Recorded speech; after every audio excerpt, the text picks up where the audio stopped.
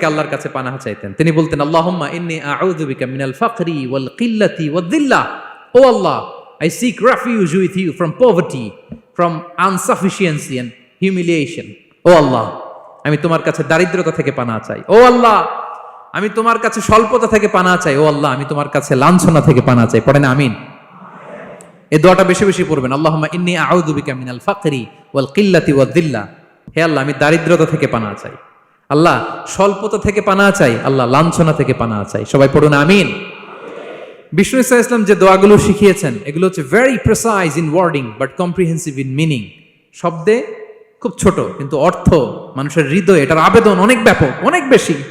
আপনি সারাদিন মিলিয়েও দোয়ার মধ্যে এত সুন্দর প্রার্থনা বাক্য তৈরি করতে পারবেন না, কিন্তু বিষ্ণু ইসা ইসলাম এক বাক্যে যেটা চেয়েছেন গোটা দুনিয়াটা এর ভেতরে ঢুকে গিয়েছে।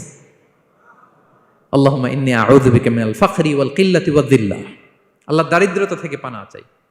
বিষ্ণু ইসা ইসলাম নিজে স্বয়ং দারিদ্রতা থেকে পানাহ চাইতেন। তাহলে দারিদ্রতার সাথে আমাদের কোনো সম্পর্ক? আমরা পরিশ্রম করব, আমরা কাজ করে খাবো, কাজে কোনো লজ্জা নেই। লজ্জা অলসতায় চিল্লায় বলেন ঠিক কিনা?